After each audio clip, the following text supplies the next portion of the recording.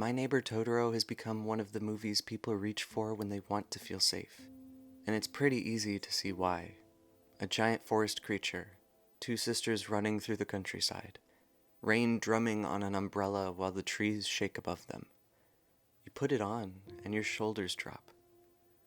All of that comfort surrounds one question the movie asks almost immediately.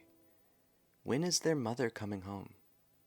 Satsuki and Mei have moved into a new house while she stays in a hospital nearby. Their father keeps the mood light. The girls race through dusty rooms, collect acorns, and turn strange sounds into games. They notice every changed plan, every careful voice, and the distance between the house and the hospital. The worry reaches them before they know how to say it. That fear travels through the house, the weather, and the girls themselves before it finally becomes a sentence. I think that's where Totoro really begins. The move into the house is full of energy. Satsuki and Mei jump out of the truck and immediately start exploring. They open every door, run across empty rooms, and fill the old place with noise. It's exactly the kind of house a child can turn into an adventure. Every hallway leads somewhere new. Every dark corner might be alive. Then the soot sprites scatter across the walls. Granny gives them a name. Their father joins the game. Later, when the wind shakes the house, the family fills the bath with shouting and laughter. The unease now has a shape small enough to chase, something they can name, play with, and laugh at together. I don't know if the soot sprites are meant to stand for fear in any literal way. I just think they show us how this movie handles a child's inner world. It takes a feeling floating around the house and gives the girls something they can see. Even in all that noise, the house has an empty space.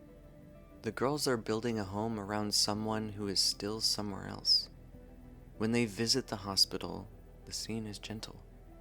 They crowd around the bed, talk about the house, and share the ordinary family moments they've been missing. Their mother smiles. She listens. For a little while, everyone is together again. For Satsuki and Mei, the illness mostly shows up as plans that keep changing.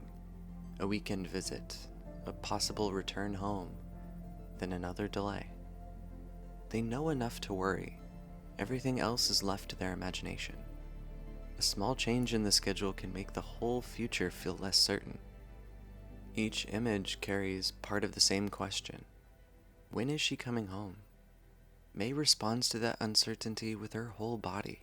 She's young enough that every emotion becomes movement. She follows Satsuki to school, tracks acorns through the grass, and crawls under the bushes after two small creatures.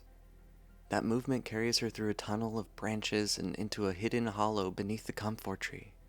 And there she finds Totoro. He's enormous. His chest rises and falls under her hands.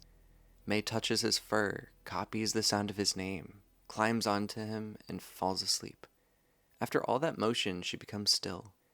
Mei understands the change in her family through her body before she can put it into words. She keeps moving until she finds something solid enough to stop. Totoro gives her that. Warm fur, slow breathing, a place large enough to rest. The words will come later. For now, the fear has somewhere to settle. When Mei wakes up, the clearing looks ordinary again. Her father listens. He takes both girls to the camphor tree, bows, and thanks the forest for looking after her. He makes room for the strange thing Mei experienced. It can stay strange and still matter. Later, Satsuki finds the same kind of comfort on a dark road in the rain. She's waiting for her father. He's late. Mei has fallen asleep on her back. It gets darker. The rain grows heavier, and the road stays empty. A child is waiting for a parent who should have arrived by now. The whole movie is inside that image. Satsuki is waiting for a bus. Both girls have been waiting much longer for a visit home, a sign of recovery, and the day their family can live under one roof again.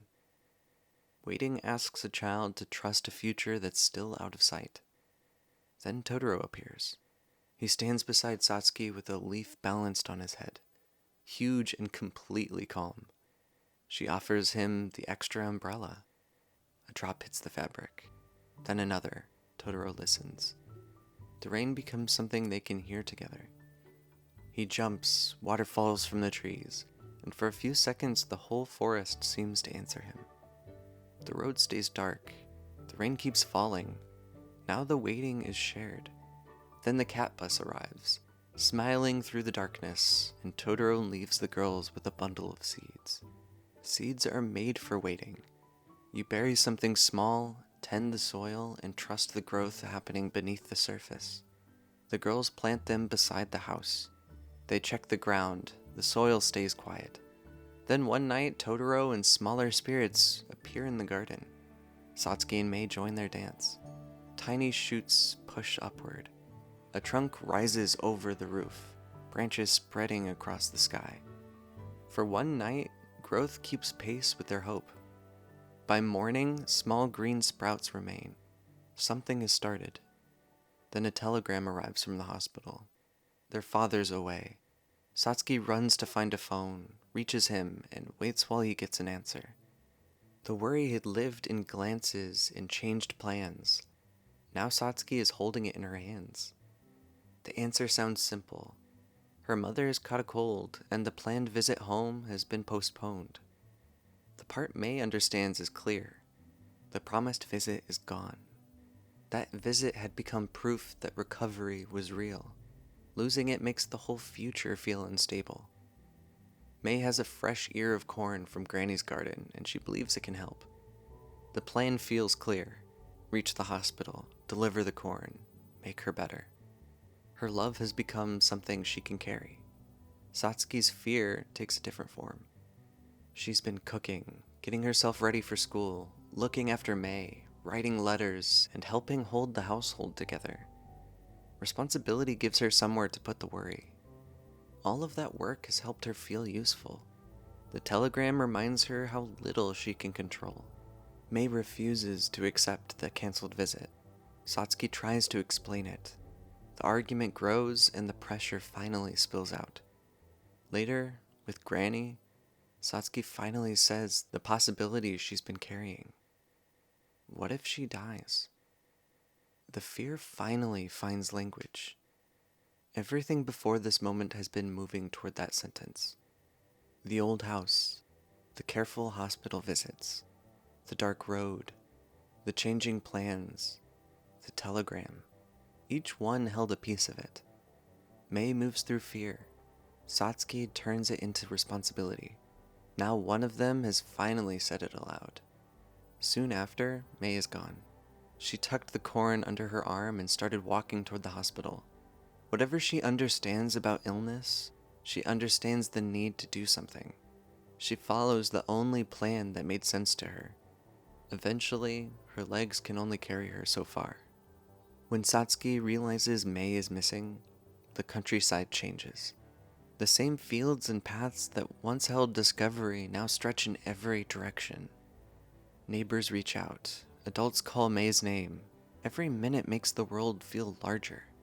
Then someone finds a sandal beside the pond.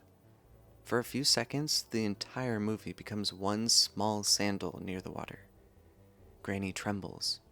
Satsuki runs toward it.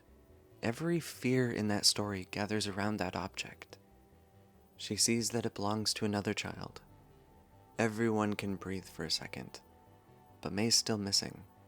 Satsuki runs to the camphor tree, crawls through the passage Mei found, and reaches Totoro. She has one word left. Mei. Totoro understands. He calls the cat bus. Mei first met him at the end of a long chase and fell asleep on his chest. He stood beside Satsuki and shared the rain. Now he opens a way forward. Each appearance meets a new shape of the same fear. The cat bus changes its sign to Mei's name and races across the countryside. Fields blur past the windows. Trees move out of the way. The distance that trapped Satsuki becomes something they can cross. Panic has a path now. They find Mei sitting near the road, crying, with the corn beside her. She made it as far as she could. Satsuki runs to her. Mei explains what she was trying to do. The corn now holds the whole journey, her worry, her hope, and the only cure she knew how to make. The cat bus takes them to the hospital. The girls sit in a tree outside the window and watch her parents together. Their mother's smiling. Their father's beside her. Her stay will be longer. She's okay. This is the scene they needed to see. They leave the corn on the windowsill for their mother. Their love reaches the room ahead of them. And I think this is why Totoro feels so safe. They understand how uncertainty reaches a child. Through a room with someone missing, a parent who is late, a weekend that changes, or the pause before an adult answers the phone. Children notice all of it. They hear the careful voice. They feel the plan shift. They watch the adults continue with their day and try to guess how worried they should be. Totoro gives those feelings forms they can touch. The soot sprites give unease a shape. The rain gives wanting a sound. The seeds make hope visible. Mei carries her love in an ear of corn. The cat bus turns panic into a path. And Totoro sits at the center of all of it. Maybe that's why people return to this movie when life feels uncertain. Its world gives children room to be scared and still surrounded by kindness. A lot of us remember that feeling. Being little, loving someone completely, and sensing that the world might change before we knew how to say what we were feeling. Totoro gives that fear somewhere to go. Into the forest, down the road, back toward the person you love, and, for a little while, somewhere soft enough to rest.